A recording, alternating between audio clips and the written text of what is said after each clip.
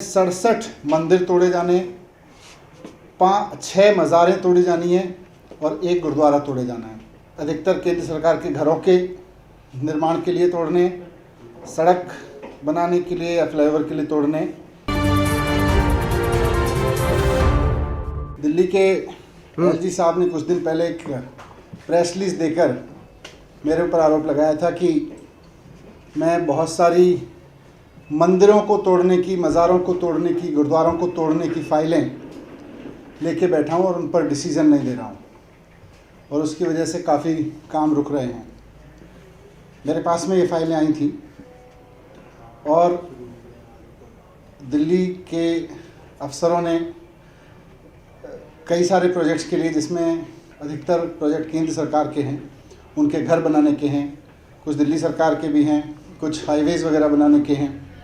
उन सब में जितने मंदिर, गुरुद्वारे या मज़ार टूटनी है, उन सब की लिस्ट बना के भेजी थी अलग अलग प्रपोजल्स पे, और कुल मिला के 19 फाइलें आई मेरे पास में, जिनमें 67 मंदिर तोड़े जाने, 6 मज़ारें तोड़ी जानी है और 1 गुरुद्वारा तोड़े जाना है।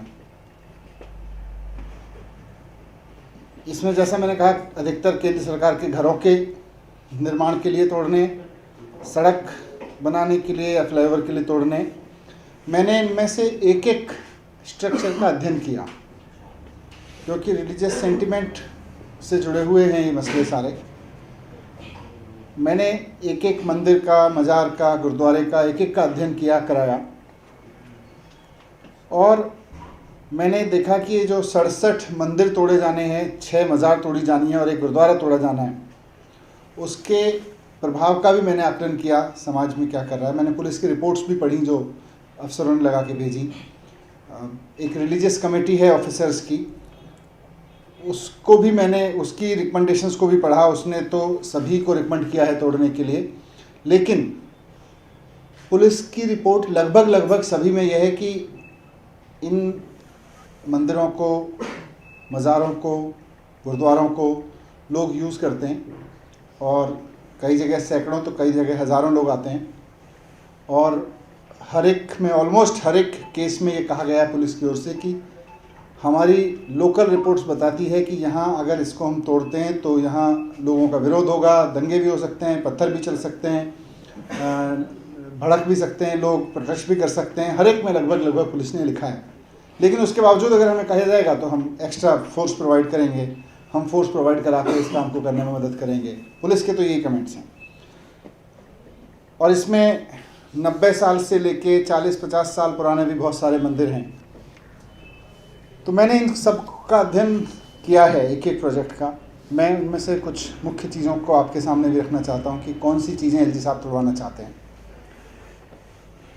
एक बांके बिहारी सनातन मंदिर है झील चौक पे, 1948 से बना हुआ है ये मंदिर। यहाँ पे पुलिस रिपोर्ट कहती है कि यहाँ पे हज़ारों लोग आते हैं, करीब 1500 लोग तो फेस्टिव डेज पे आते हैं और सैकड़ों लोग रोज़ाना इस मंदिर में आते हैं। पुलिस रिपोर्ट कहती है कि police has reported that the demolition would be strongly opposed by local leaders, citizens, possibly lead to serious breach of law and order, including road blockage, damage of government property and stone pelting etc. ये police ने अपना आकलन करके दिया है। 1948 से बना हुआ मंदिर है। इसी तरह से शिवपुरी में शिव शक्ति मंदिर है लेबर चौक पे, 1995 से बना हुआ मंदिर है। उसके बारे में भी पुलिस रिपोर्ट यही कहती है कि यहाँ लोग आते हैं और लोकल्स में स्ट्रांगली अपोज। इसी तरह से प्राचीन शिव मंदिर है in front of marble market near Mayapuri, यहाँ भी सैकड़ों लोग रोज़ आते हैं। पुलिस रिपोर्ट कहती है कि ये स्ट्रांगली अपोज होगा यहाँ पे। फिर वजीराबाद रोड पे 2 टेंपल हैं, एक हनुमान टेंपल है और एक, दोनों अलग अलग हनुमान टेंपल हैं। एक खजूरी चौक के पास में है और दूसरा लोनी रेड लाइट जंक्शन पे है। ये दोनों मंदिर, इनमें से एक 40 साल पुराना और एक 90 साल पुराना है। इस बारे में भी पुलिस रिपोर्ट कहती है कि अगर इसको तोड़ा जाता है तो भारी विरोध तो लोगों का यहाँ पे होगा और स्ट्रांगली अपोज्ड। और इसी एरिया में रॉइट्स भी हुए थे 2020 में फरवरी में। Vaishno Devi temple located at central birch of Maujpur chowk, इसमें भी पुलिस रिपोर्ट कहती है कि साहब डिवोटीज़ हर रोज़ आते हैं यहाँ पे और again a serious law and order problem हो सकती है। मंगल सिद्ध पीठ श्री माता वैष्णो देवी धाम गोयला खुर्द, उसके बारे में भी कहती है कि अगर तोड़ना ही है यहाँ होगा serious law and order situation, लेकिन अगर स्ट्रॉन्ग अरेंजमेंट करने हैं तो हम कर सकते हैं। गुरुद्वारा श्री गुरु सिख साहिबा एक गुरुद्वारा है नैरोजी नगर में, ये 1958 से यहाँ पुराने सरकारी घर हैं, लोगों ने अपने अपने मंदिर गुरुद्वारे मज़ार ये सब भी बनाए हैं, तो 1958 से वहाँ वो गुरुद्वारा बना हुआ है। पुलिस रिपोर्ट कहती है कि स्टिफ रेजिस्टेंस होगा अगर इसको तोड़ा जाता है तो। Hanuman temple MIG flats Loni road पे, वहाँ पे भी रोज़ाना वहाँ पे भी 1955 से बना हुआ है ये, वहाँ पे भी 400 लोग आते हैं ऑलमोस्ट।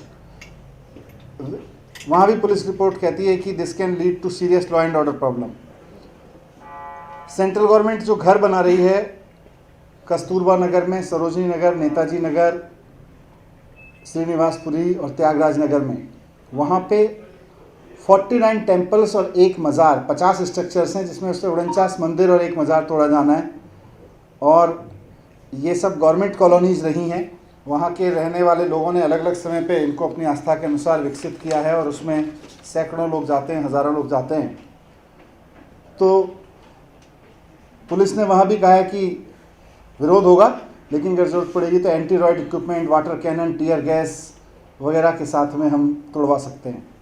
प्राचीन सिद्ध श्री हनुमान मंदिर GT रोड, चिंतामणि चौक, दिलशाद गार्डन 1978 से बना है, उसके बारे में भी कहते हैं कि भाई अगर ज़रूरत पड़ेगी तो हम फोर्स लगा के तोड़वा सकते हैं, लेकिन रॉयड्स तो होंगे, यहाँ दंगे तो हो सकते हैं। भजनपुरा चौक पे मज़ार है, 1980 से बनी हुई, लगभग 300 लोग आते हैं वहाँ पे, उस पर भी स्ट्रॉन्ग एप्रीहेंशन है पुलिस रिपोर्ट में of law and order situation.